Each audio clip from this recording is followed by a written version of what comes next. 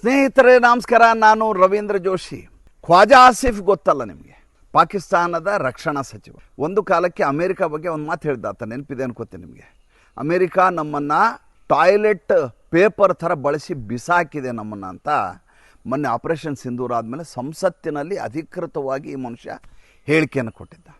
Operation ಸಿಂಧೂರ್ಗಿಂತ ಮುಂಚೆ ಒಂದು ಮಾತು ಹೇಳಿದ್ದ, ನಮ್ಮಲ್ಲಿ ಪಾವ್ KG ಪರಮಾಣು ಬಾಂಬ್ ಇದ್ದಾವೆ, ಅವನ್ನೇ ನಾವು ಶೋಕೇಸಲ್ಲಿ ಇಟ್ಕೊಂಡದ್ದಲ್ಲ. ಅದು ಇವರೇನಾದರೂ ಭಾರತ ಯುದ್ಧ ಮಾಡಿದ್ದೆ ಆದರೆ ಅವ್ರ ಮೇಲೆ ಹಾಕ್ತೀವಿ ನಾವು ಇದನ್ನು ನ್ಯೂಕ್ಲಿಯರ್ ಬಾಂಬ್ ಅಂತ ಬಹಿರಂಗವಾಗಿ ಸಾರಿದ ಆಪರೇಷನ್ ಸಿಂಧೂರ್ ಅದಕ್ಕಿಂತ ಮುಂಚೆ. ಭಾರತ ಸರ್ಕಾರ ನಮ್ಮ ಸೈನ್ಯ ಹೆದರಲಿಲ್ಲ, ನಿಮ್ಮ ಪರಮಾಣು ಬಾಂಬ್ ಎಷ್ಟಿದಾವೆ ನೋಡೇ ಬಿಡೋಣ ಅಂತು. ಮುಂದೆ ನಡೆದ ವಿದ್ಯಮಾನಗಳು ನಿಮ್ಗೆ ತುಂಬ ಚೆನ್ನಾಗಿ ಗೊತ್ತು. ನಿನ್ನೆ ಈತ ಒಂದು ಟ್ವೀಟ್ ಮಾಡಿ ರೆಡ್ ಹ್ಯಾಂಡ್ ಆಗಿ ಸಿಕ್ಕಾಕೊಂಡ್ಬಿಟ್ಟಿದ್ದಾನೆ. ಅಷ್ಟಲ್ಲ, ಇಡೀ ಪಾಕಿಸ್ತಾನವನ್ನು ಒಂದು ದೊಡ್ಡದಾದಂಥ ಸಂಕಟಕ್ಕೆ ಸಿಲುಕಿ ಹಾಕಿಸಿದ್ದಾನೆ. ಏನಂತ ಹಾಕಿದ್ದಾನೆ? Israel is a evil state, it is a curse and it should be burnt in the ಹೆಲ್.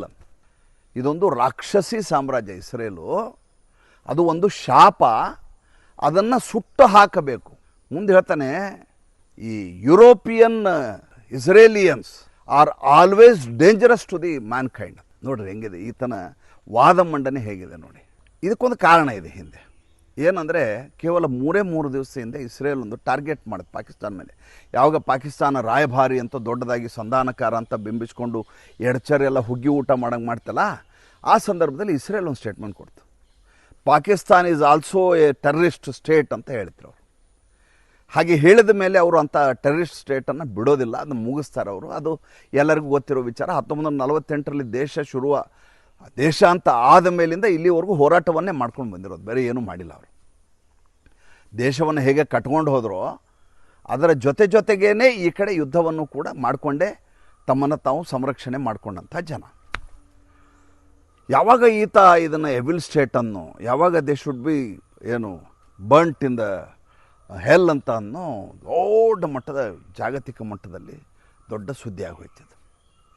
ಆದ ತಕ್ಷಣ ಟಪ್ ಅಂತೇಳಿ ಅದನ್ನ ಡಿಲೀಟ್ ಮಾಡಿಬಿಟ್ಟ.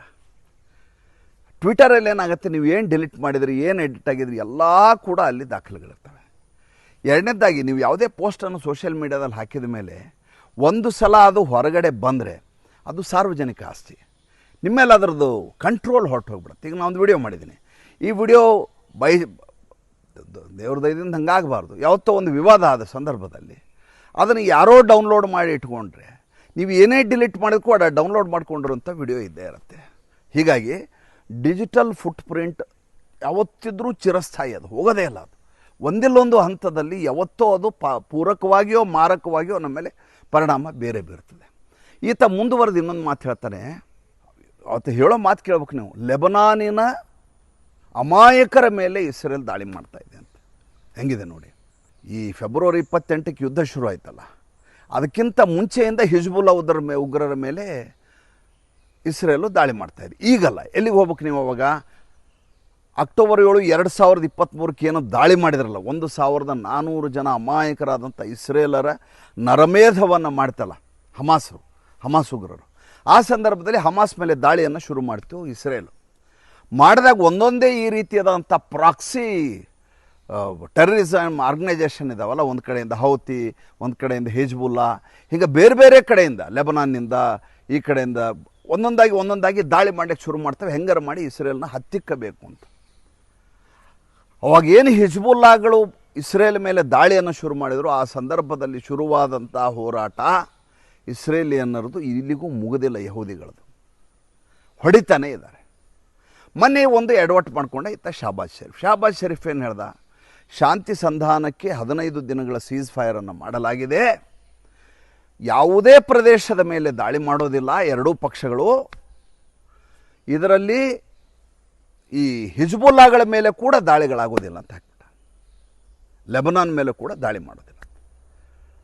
ತಕ್ಷಣದಲ್ಲಿ ಇಸ್ರೇಲ್ನ ರಕ್ಷಣಾ ಸಚಿವಾಲಯ ಸ್ಪಷ್ಟೀಕರಣ ಕೊಡ್ತೀವಿ, ನಮ್ಮ ಯುದ್ಧ ಈಗ ಶುರುವಾಗಿದ್ದಲ್ಲ, ಇದು ಹಿಜ್ಬುಲ್ಲಾಗಳ ಮೂಲೋತ್ಪಾಟನೆ ಮೊದಲಿಂದ ನಡೀತಾ ಇರುವಂಥ ನಮ್ಮ ಯುದ್ಧ ಅದು, ಅದನ್ನು ಇದರ ಜೊತೆ ಕನೆಕ್ಟ್ ಮಾಡಬೇಡಿ ಅಂತ.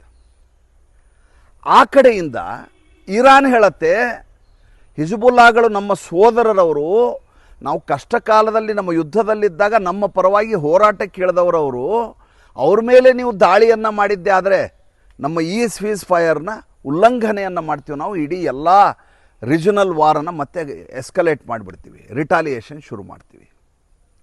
ಅಂದರೆ ನೀವು ಲೆಬನನ್ ಮೇಲೆ ದಾಳಿ ಮಾಡಿ, ನಾವು ಯುನೈಟೆಡ್ ಅರಬ್ ಎಮಿರೇಟ್ಸ್ ಮೇಲೆ, ಈ ಕಡೆ ಕುವೈತ್ ಮೇಲೆ, ಆ ಕಡೆ ಇರಾನ್, ಇದ್ರ ಮೇಲೆ ಯಾವುದು ಕತಾರ್ ಮೇಲೆ, ಎಲ್ಲರ ಮೇಲೆ ನಾವು ದಾಳಿಯನ್ನು ಶುರು ಮಾಡ್ತೀವಿ ಅಂತ ಅವ್ರು ಹೇಳ್ತಾರೆ.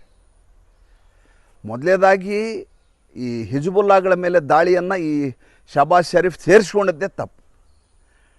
ಅದು ಇಲ್ಲಿ ಪ್ರಸ್ತಾಪಕ್ಕೆ ಬರೋ ವಿಚಾರ ಆಗಿರಲಿಲ್ಲ. ಸೇರಿಸ್ಕೊಂಡ ಮೇಲೆ ಅವ್ರು ಯುದ್ಧವನ್ನು ನಿಲ್ಲಿಸೋದಿಲ್ಲ ಅಂದರೆ ನಿಮ್ಮ ಶಾಂತಿ ಸಂಧಾನ ಏನಾಯ್ತು ಅಲ್ಲಿಗೆ? ನಿನ್ನೆ ಸಭೆಯನ್ನು ಸೇರಿದರು. ಮಜಾ ನೋಡಿ, ಮೊದಲೇದಾಗಿ ಇಸ್ಲಾಮಾಬಾದ್ ಅನ್ನೋದು ಸುರಕ್ಷಿತವಾದ ತಾಣ ಯಾವ ದೇಶಕ್ಕೂ ಅಲ್ವೇ ಅಲ್ಲ. ಭಾರತದ ಕ್ರಿಕೆಟ್ ಆಟಗಾರರು ಕೂಡ ಕ್ರಿಕೆಟ್ ಆಡಲಿಕ್ಕೆ ಹೋಗಲ್ಲ ಅಂತ ಸ್ಪಷ್ಟವಾಗಿ ಹೇಳಿದ್ದಾರೆ ಅಲ್ಲಿಗೆ.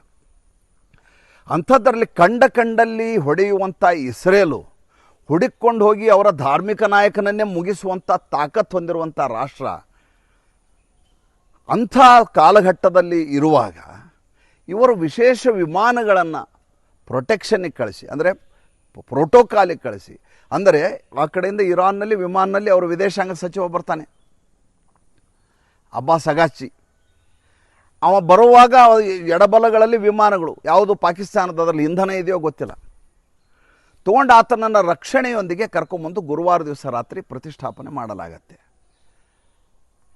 ಅಂದರೆ ಬೇಳೆ ಬೇಯಿಸಿಕೊಳ್ಳೋದು, ತಾನು ಸಂಧಾನ ಮಾಡುವುದರಲ್ಲಿ ತಾನು ನಿಸ್ಸೀಮಾನ್ ತೋರಿಸ್ಕೊಳ್ಳೋಕ್ಕೆ ಜಗತ್ತಿನಲ್ಲಿ ಏನೆಲ್ಲ ಮಾಡಬಹುದೋ ಎಲ್ಲವನ್ನೂ ಮಾಡುವ ಪ್ರಯತ್ನವನ್ನು ಶಹಬಾಜ್ ಶರೀಫ್ ಆ ಕಡೆಯಿಂದ ಮಾಡ್ತಾರೆ. ಈ ಕಡೆ ಬಂದರೆ ಡೊನಾಲ್ಡ್ ಟ್ರಂಪ್ ತನ್ನ ವಕ್ತಾರೆ, ವೈಟ್ ಹೌಸ್ನ ವಕ್ತಾರರ ಮೂಲಕ ಒಂದು ಸ್ಟೇಟ್ಮೆಂಟ್ ಕೊಡಿಸ್ತಾರೆ. ಏನು ಸ್ಟೇಟ್ಮೆಂಟ್ ಕೊಡ್ತಾರೆ? ಯಾವ ಇರಾನು 10 ಇದನ್ನು ಕೊಟ್ಟಿದ್ದಾವೋ, ಷರತ್ತುಗಳನ್ನ ಕೊಟ್ಟಿದ್ದಾವೋ, ಆ ಯಾವ ಷರತ್ತುಗಳನ್ನು ಒಪ್ಪಿಕೊಳ್ಳುವಂಥ ಸ್ಥಿತಿಯಲ್ಲಿಲ್ಲವೋ ಅದನ್ನು ಡಸ್ಟ್ಬಿನ್ನಿಗೆ ಎಸಿತಾ ಇದ್ದೀವಿ ಅಂತ ಹೇಳ್ತಾರೆ. ಇನ್ನೂ ಸಭೆ ಶುರುವಾಗಿಲ್ಲ, ಆತ ಬಂದು ಇಳಿದಿದ್ದಾರೆ, ಇನ್ನೂ ಬಿರಿಯಾನಿ ತಿಂದಾಗಿಲ್ಲ, ಸಭೆ ಶುರು ಮಾಡಿಲ್ಲ. ಆಗಲೇ ಅಲ್ಲಿಂದ ಡೊನಾಲ್ಡ್ ಟ್ರಂಪ್ ಹೇಳಿಕೆಯನ್ನು ಕೊಡ್ತಾರೆ. ಅಂದರೆ ಯಾವ ಶಹಬಾಜ್ ಶರೀಫ್ ಏನೋ ದೊಡ್ಡದನ್ನು ಸಾಧಿಸಿಬಿಟ್ಟಿದ್ದೀನಿ ಅಂತ ಇನ್ನಿಲ್ಲದ ಹಾಗೆ ಕೊಚ್ಕೋತಾ ಇದ್ರು, ಅದರ ಪ್ರಾರಂಭದಲ್ಲಿಯೇ ದಂತಭಗ್ನ ಆಗಿ ಹೋಗಿದೆ ಇವರಿಗೆ. ಇದಾದ ಮೇಲೆ ಉಳಿದ ಈ ರಾಷ್ಟ್ರಗಳಿದಾವಲ್ಲ, ಯಾವುದು ಯುನೈಟೆಡ್ ಅರಬ್ ಎಮಿರೇಟ್ಸ್, ಗಲ್ಫ್ ರಾಷ್ಟ್ರಗಳಿದಾವಲ್ಲ, ಪಶ್ಚಿಮಿ ರಾಷ್ಟ್ರಗಳಾಗಿದ್ದಾವೆ, ಅವು ಯಾರೂ ಕೂಡ ಈಗ ತಮಗೆ ಆಗಿರುವಂಥ ಧಕ್ಕೆ ಏನಿದೆ, ತಮಗಾಗಿರುವಂಥ ನಷ್ಟ ಏನಿದೆ, ಅದನ್ನು ಇಲ್ಲಿಗೆ ಮುಗಿಸುವಂಥ ಮನಸ್ಥಿತಿಯಲ್ಲಿಲ್ಲ ಅವರು.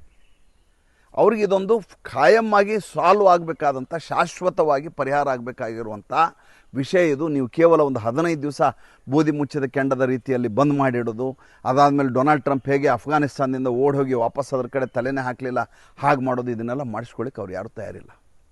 ಮೊಟ್ಟ ಮೊದಲ ಬಾರಿಗೆ GCC ಅವರು ಈ ಯುದ್ಧವನ್ನು ನಾವು ಬಿಡೋದಿಲ್ಲ, ಇದಕ್ಕೊಂದು ತಾರ್ಕಿಕ ಅಂತ್ಯ ಬೇಕೇ ಬೇಕು ಅನ್ನುವಂಥ ಹಠಕ್ಕೆ ಅವ್ರು ನಿಂತಿದ್ದಾರೆ. ಇಸ್ರೇಲ್ ಹೇಳುತ್ತೆ, ನನ್ನ ಧೋರಣೆ ಏನಿದೆ, ನನ್ನ ಅಜೆಂಡಾ ಏನಿದೆ, ಅದರ ಪ್ರಕಾರ ನಾನು ಯಾರ್ಯಾರು ಹೊಡಿಬೇಕು ಹೊಡಿತಿರ್ತೀನಿ, ನೀವೇನು ಬೇಕಾದ್ರೂ ಮಾತುಕತೆ ನಡೆಸಿ ಅಂತ ಅದು ಹೇಳ್ತಾ ಇದೆ. ಇರಾನ್ ಹೇಳುತ್ತೆ, ಅದಕ್ಕಿಂತ ಭಾಳ ದೊಡ್ಡದಾದಂಥ ಇನ್ನೊಂದು ಘೋರವಾದಂಥ ಬೆಳವಣಿಗೆ ಆಗಿದೆ, ಅದು ಭಾಳ ಜನರಿಗೆ ಗೊತ್ತಿಲ್ಲ. ಕಳೆದ 56 ಗಂಟೆಗಳಲ್ಲಿ 16 ಕಾರ್ಗೋ ಮಿಲಿಟರಿ ಪ್ಲೇನ್ಗಳು ಚೈನಾದಿಂದ ಬಂದು ಇರಾನ್ನಲ್ಲಿ, ಟೆಹರಾನ್ನಲ್ಲಿ ಇಳಿದಿದ್ದಾವೆ. 56 ಗಂಟೆಗಳಲ್ಲಿ 16 ಕಾರ್ಗೋ ಪ್ಲೇನ್ಸ್ ಮಿಲ್ಟ್ರಿವು. ಯಾವ ಮಟ್ಟಿನ ಶಸ್ತ್ರಗಳು ಬಂದು ಟೆಹರಾನ್ನಲ್ಲಿ ಇದು ಆಗಿರಬಹುದು, ಸ್ಟಾಕ್ ಆಗಿರಬಹುದು, ಸುಮ್ಮನೆ ಆಲೋಚನೆ ಮಾಡಿ. ಅಂದರೆ ಚೈನಾ ಇರಾನಿಗೆ ಕುಮ್ಮಕ್ಕನ್ನು ಕೊಟ್ಟು ಯುದ್ಧವನ್ನು ಮುಂದುವರಿಸುವ ನಿಟ್ಟಿನಲ್ಲಿ ತನ್ನ ಕೆಲಸವನ್ನು ಮಾಡ್ತಾ ಇದೆ. ಚೈನಾದ ಲಾಭ ಏನು? ಚೈನಾಗೆ ಬರಬೇಕಾದಂಥ ತೈಲವನ್ನು 80% ಸ್ವತಃ ಇರಾನೇ ರಫ್ತು ಮಾಡುತ್ತೆ. ಇರಾನೇ ರಫ್ತು ಮಾಡ್ತಾ ಇರೋದ್ರಿಂದ ಯುದ್ಧ ನಡೆದರೂ ಕೂಡ ಇರಾನ್ ಕಳಿಸುವಂಥ ಶಿಪ್ಮೆಂಟನ್ನು ಕಳಿಸಿ ಅವ್ರು ಬರ್ಬೇಕಂತ ತೈಲ ಬಂದೇ ಬರುತ್ತೆ. ಹೊಡೆತ ಬೀಳೋದು ಯಾರಿಗೆ? ಮೊದಲೇ ಹೊಡೆತ ಬೀಳೋದು ಅಮೇರಿಕಾಗೆ. ಅಮೇರಿಕ ಈ ಹೋರಾಟವನ್ನು ಮುನ್ನಡೆಸ್ಕೊಂಡು ಹೋಗಲಿಕ್ಕೆ ಸಾಧ್ಯ ಇಲ್ಲ. ಇಸ್ರೇಲ್ ಮೇಲೆ ದಾಳಿ ನಡೀತಾ ಇರ್ತದೆ. ಇದೆಲ್ಲವೂ ಆಗಲಿ ತಾನು ಪರಮೋಚ್ಚ ನಾಯಕನಾಗಿ ಹೊರಹೊಮ್ಮಬೇಕು ಅನ್ನುವಂಥ ಹಿಡನ್ ಅಜೆಂಡಾ ಇಟ್ಕೊಂಡು ಚೈನಾ ಓಡಾಡ್ತಾ ಇದೆ. ಇರಾನ್ ಹೆಸರು ನೋಡಿ, ಇದು IRGC ಅಂತಾರೆ. ಏನು IRGC ಅಂದರೆ? ಐ ಅಂದರೆ ಇರಾನ್ ಆಗಬೇಕಲ್ವಾ? Islamic revolutionary guard corps.